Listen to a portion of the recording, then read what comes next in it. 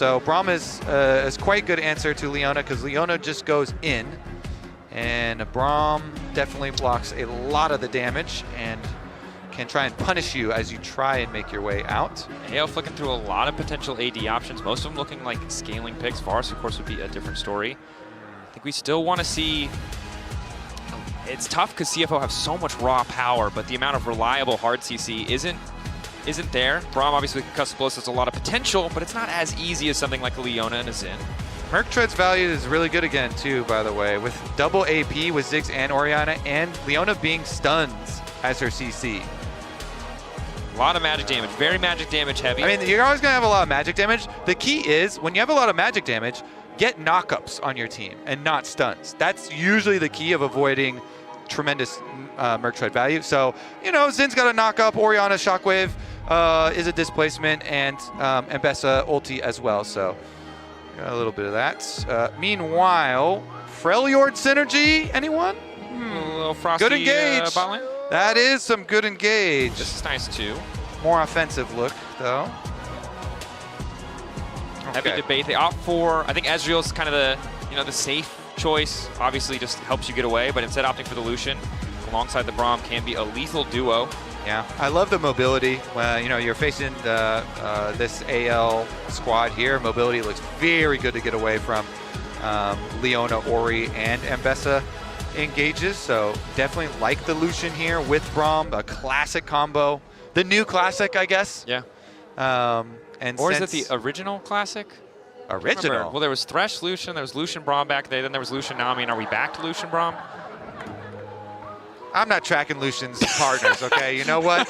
If you want to go talk to Senna Lucian, went in the lantern and went wild. If bro. you, I you want to go talk to him about it. Game in this series. Again, reminder, both these teams 2-0 took down the opposition in best of ones pretty effortlessly. Now in a best of three, decide who will join KT in the quarterfinals. So, I do see one possible problem for CFO here. And this is going to be pretty good for AL. AL's comp, they have really good wave clear. Okay, let's take a look at this. You know, one of the big reasons, obviously, is that champ you just saw on your screen. Hope there with the Ziggs. But AL have really good wave clear, and CFO do not have any long range aside from the culling, which is poke and not siege. So this CFO team, this comp, does not siege very well at all, and so it revolves around objectives, neutral objectives, and winning the team fights. I don't think that's necessarily an inherent problem.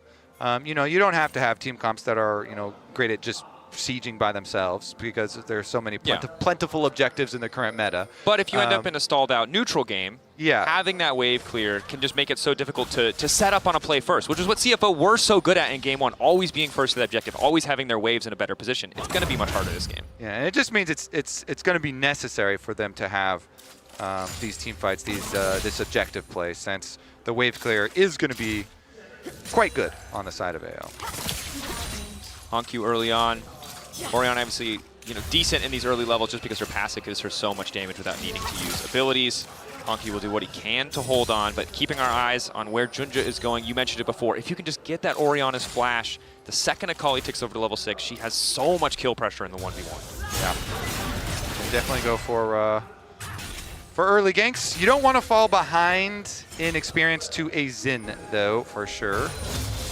Xin, very good for dueling. Renowned for the aggressive plays. Doggo, by the way, nice little chunk there with the level 2. Gets a pretty nice unanswered trade in the bottom lane. Meanwhile, Honku soaking at the moment. Rely on the Dorans, and for now, the second wins, which, by the way, I think I did see second win nerfs for Alive, and we're gonna have some pretty big changes to meta, you know, post Worlds and stuff, and looking towards next season. But for right now, you get a lot. You just get so much sustain with that combo. Resolve secondary plus your Doran's shield, which is also getting nerfed and changed, is a big reason why you get to play some of these some of the melee matchups. Of course, Honku, I guess, leveraging what's strong in the patch. Probably already was happy to do so, but a good indicator that you're playing the right stuff is if you see it nerfed on the next patch. Honku forced to use the Shroud here as Shanks doing his best to stay at arm's length, but okay, does get the cannon. HonkY lower, wants a cannon of his own. Is he willing to risk his life for it? The answer is no, -1. Yeah, it's not looking great for him right now. And if both junglers gank, then it becomes hard. Level up, though, is good. Shanks slowly but surely running out of mana. Okay. Chilling. Both the junglers just getting their Raptor wards for second respawn of Raptors for their opponents. And wow, pretty bottom standard. lane. Junja wandering in. Again, often with the Ziggs, you can take control of the lane early on, but Braum is just so good into these melee options. It makes it hard for Kyle to do much. And Junja can commit to the dive, moves in. Central charge doesn't do a whole hell of a lot. 3 markup, that's 4 on the concussive blows. Kaiwing now moving out. Tower angle flawlessly traded. No one nearby to punish. Great dive again here from CFO to start it out, taking out the Ziggs. Minion wave is going to bounce back away from AL as well. This is so good for CFO and very efficient as well. Junja, even though Kyle is chasing him, Junja can recall now. He's not going to be too delayed on his second clear. And immediate swap from CFO. I like this too. Sending Doggo and Kaiwing up to the top side. Trying to be proactive on the map. Looking to get rest back down to the bottom lane. He's getting closer to 6, which will mean it'll be easier to clear the waves, and still ahead. Yeah, he'll just teleport down there to answer the quick push from the Ziggs, who used his teleport to get down there to quickly answer. So do really like this from CFO. Just immediate kill into swap on the other side, catch the wave with the teleports. And those are the little things that are important and have been giving CFO the edge, right? The heads-up maneuver to shift to the top side instead of going back bot, because Hope, despite going down, would have been in a really good position because he would have just gotten so much CS, been able to crash that wave if Doggo and Kaiwing had to just walk back. Yeah, just answer it with rest teleport, and now Flandra, since Flandra's going to walk, you are going to have the Flandra teleport advantage, but I don't know if that really is going to be super useful. We'll see, though. Nice ward, by the way, when they go for the long play. That ward in bottom lane to see the timing on the way back. And teleport out is answered from Shanks. Kaiwing, you're on a ward, buddy, so they aren't going to get too much there. Another reset and swap from CFO. They did get more experience on the bottom side. Flandra's still a ways away from 6. Rest ticked his on the bottom side. Reset goes back top to clear the wave. Loses a couple of creeps here, but it means that CFO have their bot lane in position around Drake. Okay, Tarzan's running over to contest. Leona's pretty far away. Leona and Orianna will come, but it is later. Tarzan.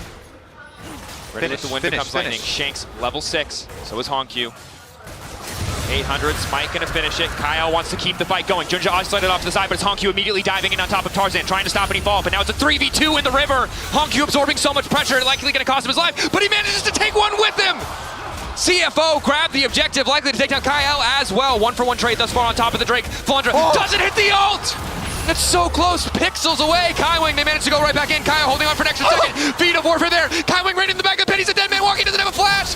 They're gonna take a bit more time and clean him up, but my God, what a start to game 2. Was that anti-synergy between Ziggs Satchel and the ultimate from Flandra right there? That spread the water, parted the water so they I'm so glad we have replays, Chovy. I have no idea. Yeah, but it ends up, and it's first 3 kills over to CFO, so they get the feats, and that was without, of course, the Rumble, since Rumble had used teleport, and CFO are -1 on teleports in this game. Let's take a look at that replay. So they finish the dragon, get it low, Q smite here from Junja, and then AL know that they're going to have the extra person here. You see Ziggs on the minimap coming down, and so that's why it's critical that HonkY 2v1s, as you are highlighting, because the extra person from AL is going to come clean. 2v1 from HonkY. Hits the ult. He even started emoting as he was taking it back. Anyways, here's the moment we want to see, because I'm pretty sure Satchel Charge splits them apart. Yeah! It's anti-synergy. No. The Satchel splits them and makes it so Flandra's entry into the pit is delayed, and that allows Doggo to get the 3rd kill for the feats. Impressive stuff. And again, at the end of the day, AL getting an extra kill. As CFO started the fight with 1 from the tower dive bottom, but they get the feats first, and that's what's crucial. And they get the Drake as well. And you don't want to call back to game 1. You kind of want to let that be the past. But the little moments where the team isn't on the same page is so often what cost AL the fights. That's a little oopsie. You're still getting kills. You're not trading down too far. It's only a 700 gold lead, but this is the thing that AL need to improve. They can't afford those moments where they're not on the same page. Well. Okay, Tarzan gets chased out of stealing the red, but They should be able to at least... Oh, they're going to finish the burst on this one. Finish the burst. Rest ready to contest. Doggo waiting off to the side. Coling up and available. That's Junja coming down from the stars. Tarzan isolated face versus Rest. It's going to be a tough fight, but in comes the public execution on the backside. Down goes Rest. Kyle going to take the kill. Another one going to fall as Kaiwing gets taken out. Honky versus Shanks in the bottom lane, but it might not matter. Tarzan's running for his life. Junja ready to finish that one off. Doggo gets it with a piercing light. And Honky will escape in the bot lane 1v1. Okay, so +1 on the kills for CFO. The Pantheon ultimate allows the chase. Junya is able to force the fight. They get the extra kill. They're not going to get the extra grub, I don't think, yet, because the teleport from Leona. No. Yes? Maybe. So yeah. So Yes. Leona is able to push them off, so they delay the grub for now, so nobody gets the last one. 1 for 1. The Not grubs, as of yet. Reset coming in first, though, from Tarzan means he's likely to take that one. Okay, we take a look back at how this starts. So Junja is able to ult over here. They focus onto Tarzan, but the ulti from Tarzan does delay their kill onto him and requires the flashback in. Meanwhile, they did get the ulti there from Flandra to go in and get their kill. CFO, though, as 3, still stronger. They get the extra kill, taking down Tarzan, removing the enemy jungler so they could go get the 1 grub, but Tarzan then goes back to collect the final. Good for AL to have that boon, that extra stack towards the necessary feats. Important to know, though, this is Kaiwing getting so much value out of the Braum. You see so many teams struggle when they don't have that immediate reliable engage, but he's just getting concussive blow after concussive blow, and it makes these skirmishes so impossible for Tarzan and Flandre to play, because while the initial burst is good, you're going to get CC'd. There's no dodging it. Yeah, definitely some good value in the Braum pick, especially for later on in the game. The team fights, very effective counter engage. All right, back into the regular lanes, though, with having Akali match Orianna and Rumble match Flandre's and Bessa. So Lucian in mid lane always feels pretty good at the moment, you know, with just Essence Reaver. A lot of burst potential there, going for some heavy trades, trying to push him out. Meanwhile, Hong Q up here, Akali versus Ori in side lanes always feels really good, keeping up the pressure, keeping up the threat. Of course, while the towers are still up, it's not really that scary. Also going for Roa, because, I mean, good understanding from Shanks. Oftentimes people will criticize Ori's over-prioritizing Roa, as we see ulti coming out there. That's just the shockwave. Would have liked to get a little bit more. Now at least is getting prio. But of course, against assassins, against people who are going to dive you, the tanky option makes sense. Speaking of dive, are they going to dive bottom? Because Flandre is out of energy, and Pantheon is walking bottom at the moment. Doggo. Pursued out. Flash away from the wind becomes lightning. Good that AL get that cooldown. Now they can shift their attention topside. They see the TP coming in. Want to punish Honkyu. Honkyu, though, knows that Shanks has no ultimate. There's not a lot of damage here quite yet. Also, Zig's ult was used in the mid lane, but with 4 people on the way, no Shroud. Go in. Knows that he has to commit at least a little bit to get away. Wave being held. Instantaneous knock-up. Nice back coming in from Honkyu. Redemption coming in. Healing there. They'll finally cut him down. In the meantime, a push back in the mid lane for CFO, but well played by AL. Okay, Pantheon has ulti, so Kaiwing's trying to make time right now. They could Pantheon ulti up with the dolly. Push in. So they want to keep playing fight. Kyle so low. Just barely able to escape the spear. The extra damage might have finished the job. Ooh, good job here from AL. They get their dive off. They also escape. Double globals being used on them. So that was a teleport plus a Pantheon ult to the top side. And AL were able to escape. Can't lock down the Leona. Can't keep him under tower. And AL escape. Doggo will grab another plate. The commitment to try and re-engage on the top side does guarantee he has some free time mid. Braum attack! Hope. Super blast cone. Casual fly in. Super blast cone.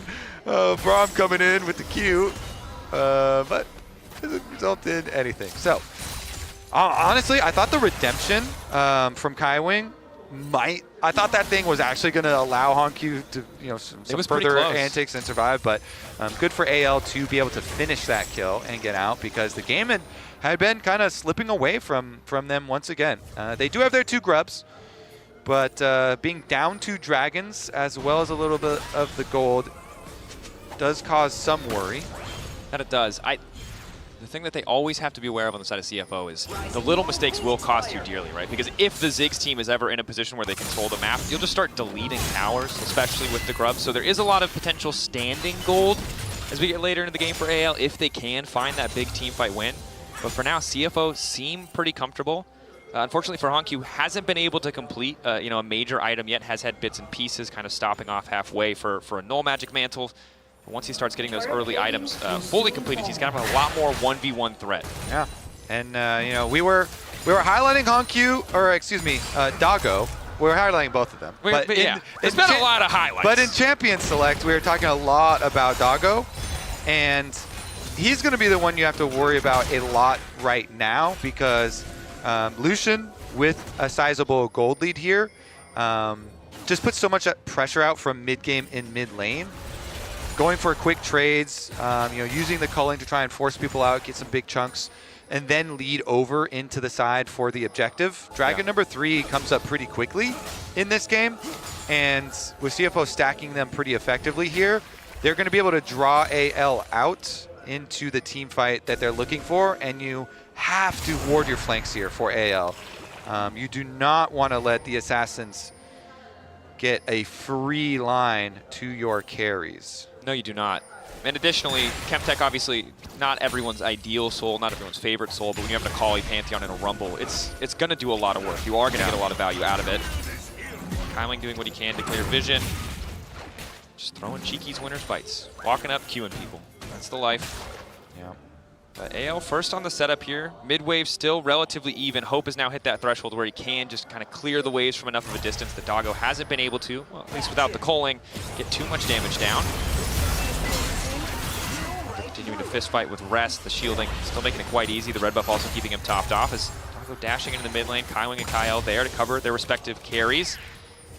Now, the objective in the sight of both teams is this Herald. AL the ones to start it.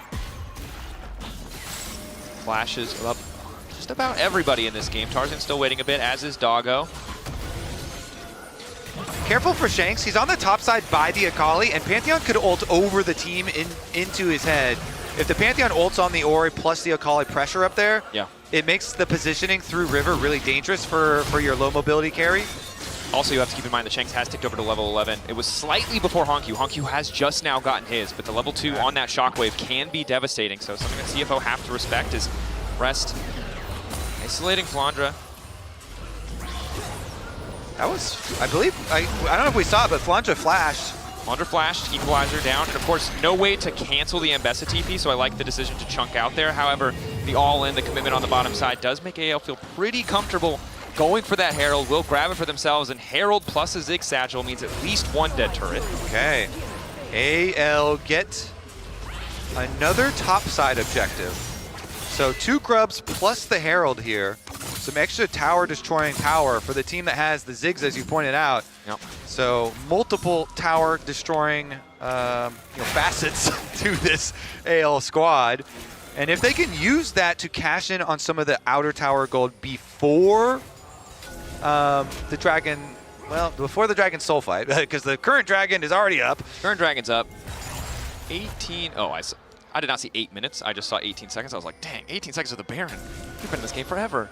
Yeah. All right, so let's take a look at this this possible Dragon fight then. If you use Rift Herald mid lane with the Zigs there, that is a recipe for tower destruction for sure. So AL, use that mid to get your mid priority, and then you can just have an easy setup for this Dragon number 3. And while Hongyu is pushing topside, CFO can just make the decision to give up Dragon number 3. They don't have to keep stacking them. It's the choice right now for CFO between, do we keep our Akali split pushing? I mean, the tower's going to go down early, so I guess he could just get the tower and then still have time to teleport in. Are we going to see it? Not wanting to risk, I think, the full-on 5v5 without the setup, respecting Shanks on this Orianna, respecting the AoE damage that can come through. So instead, prioritizing the side lanes, giving up mid lane in exchange for top lane. Will they concede the Drake? Oh, he's teleporting. Here we go. They do want the full fist fight. Kaiwing kicking things off, already exhausted. Off on the backside, it's Rest who's getting deleted, but he manages to go golden for a brief moment. Hongyu trying to immediately follow up. Tarzan isolated. Follow-up is there, but the ulti's keeping him safe. Hongyu immediately into the midst of the entire team as Flandra is forced back for a brief moment. Junja flashing in. Shockwave yanking him right back as Hongyu continues to live, but it's Hope on the backside. Hongyu alive once again. Flandra re-engaging. The shield's keeping him standing. Flandra in the midst of the entire team. He manages to make it work. What a fight! AL clutch it out there. They're going to get the Dragon on top of all of the extra kills. Impressive stuff Exactly what AL needed, a gold lead, the momentum in their favor, stopping the dragon, stacking, taking a fight off CFO. Holy, okay, they get the extra flower petals, they get the Drake on top of it. Wow, what an amount of damage there, and the flank round the backside. I mean, Rest went super early. So AL got so much extra damage into Rest and forced out Rest's arm guard there super early on in the fight. Kind of made it a little weird for CFO to fight here. So let's take a look. AL had good positioning here. Through the river, they got the double control wards, and Rest walks up. Tarzan immediately onto him. Him and Flandre get that Zhonya's out early. Then you look at the bottom side. Hope there had Ziggs satcheled away. So Ziggs was so far from the rest of the team, and he's walking over the Dragon Pit. Then, as they go in, they got the knockback there. Honkyu gets chunked so low, not quite finished by Hope, but then the rest of them can finish it. Flandre with the re-engage just tears them apart. And again, credit to AL. It's easy to forget after that first game where they were so outclassed how incredible this team is at team fighting. Good patience, using their range, collapsing on the flanker, making sure that Rest didn't have that perfect angle. He got a great equalizer, but he was taken down in the process, and it made it so much harder for Honkyu to play out that fight. You could see, I mean, honestly, really good job with the Xin ulti, with the flash, to make sure that all of his cooldowns weren't able to find the kill. Yeah, and Shanks there with the peel for the team as CFO were trying to chase through the jungle. Good Orianna played there. I believe he got a key shockwave. He did, yeah. He managed to get the pullback on the Pantheon stun in. So yeah, excellent stuff from him. 4-0-4 his scoreline now as well. Almost a 2,000 gold lead. The shockwave is a scary thing now with this kind of advantage. Okay, AL here in the must-win game. Now retaking some control for themselves. They have really good wave control with this lineup as well. Ziggs bomb allows so much for your macro. Not only does he take teleport, but the bomb with the extra wave clear here, they can set up for the bottom side of the map easily. You know, top side tower goes down, and so Otacon on bottom side.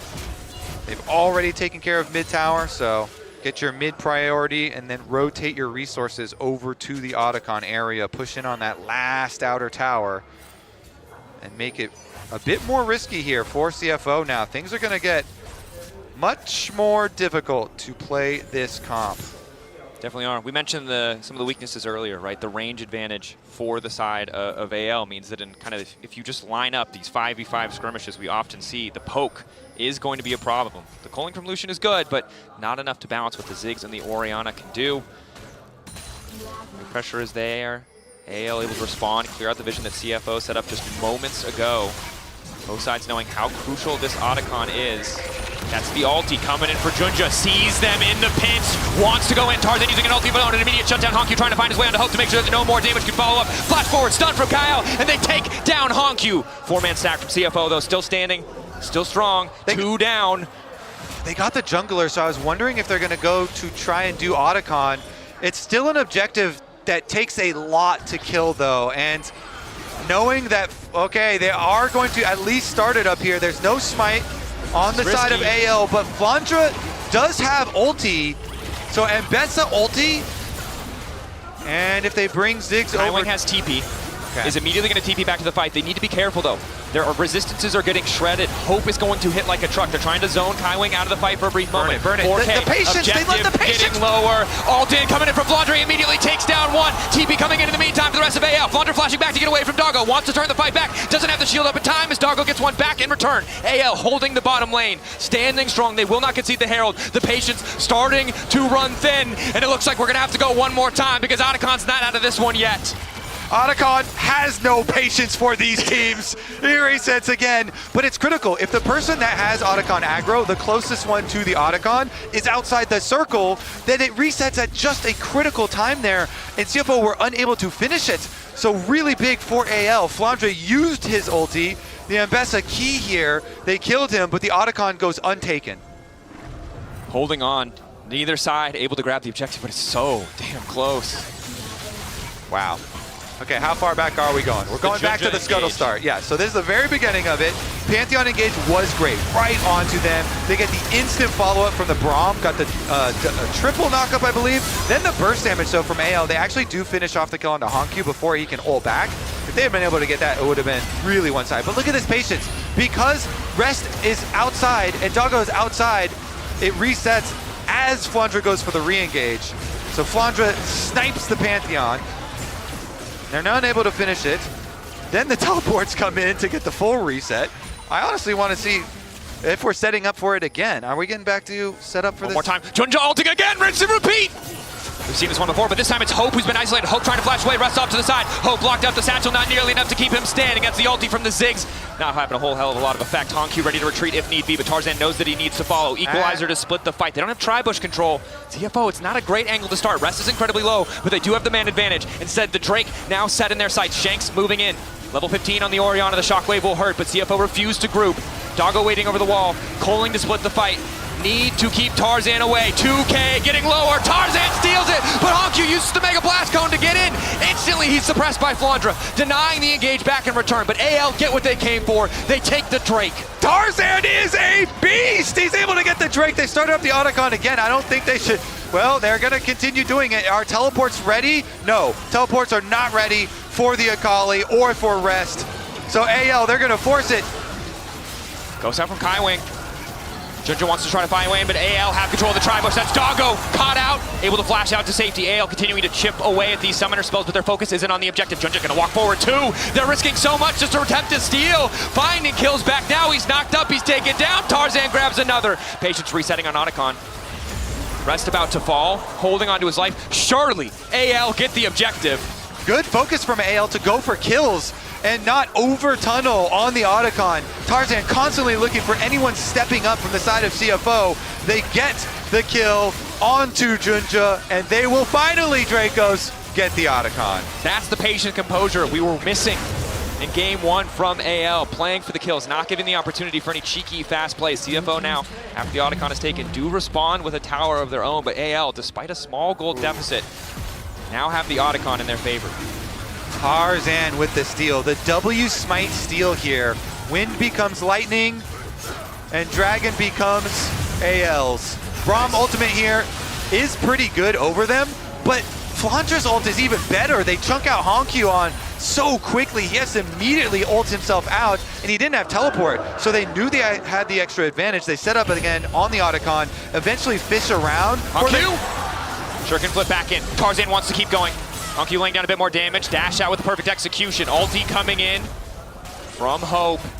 Honku zoned away now. AL, do they want to go for Baron here? They don't really have the best situation for their waves and bottom side, but they might not care. Really good focus from AL on attacking this Akali. Flandra and Tarzan have just had their eyes set on him, constantly getting these big engages onto the Akali. Even in the times where they don't actually kill him, chunking him out so low and forcing the ultimate out in a defensive escape ultimate from Honku. Really taking away the potential of that champion to apply threat. So AL with a really good look here in these fights, and it has really allowed, Shanks on this Orianna at level 16 now to scale up so nicely. Yeah. See if AL can really bring this one home, because pushing us to a game 3 here in this series, I think everybody wants that. You want to see some good League of Legends here, and the Baron is on the table now. One of the things I will point out, Doggo liked going for some of these utility items in the previous game. We saw Experimental Hexblade on the Draven. We're seeing Black Cleaver on the Lucian. Obviously, additional movement speed, additional HP, recognizing that there's so many dive threats. Doesn't want to just get one shot. Yeah, worth saying, even with the Otacon being taken and the Dragon being stolen by AL, and even with this tower going down, they're still slightly behind in gold. Doggo chasing, poke damage onto Kyle. Be careful not to overcommit here, but Junja might just be on the way, and he is! It's the Pantheon! Right to the back line, Aegis assault to block any fall off damage, decent equalizer to kick things off, but Tarzan is relatively untouched. Honku in the midst, the team almost immediately gets taken down. Ulti from Flandra! So many low health bars! Flandra, Tarzan, and Shanks tear through CFO! AL are gonna get that Baron! I don't think there's anything Junja can do about it. Flash not coming off cooldown. AL will strike back here in game 2. The re-engage is just so lethal. The confidence to start from CFO is good, but AL play it beautifully. Chasing into Orianna Ziggs, Dracos, is a minefield. It is so much damage. All right, so hard thing Flandra to is do. going to get a Guardian Angel after that one, too. You mentioned his ulti for the turn, but here it is. So look, they go for Braum ult, and they Pantheon ult over the top to go for the engage. Rumble Ultimate didn't get a lot of value this time either, and Tarzan's able to ult and then turn right back around. Look at all this damage from Shanks and Hope from the left side, and Flandra just ults right back in. Blender there as they chase them through and clean up the Baron. And the thing is, if you're not keeping constant threat on Shanks and Hope, they just get to rain damage down. And the little bits of CC here that come through from Tarzan, from Flandra, it's just too much to deal with. The squishy members of CFO.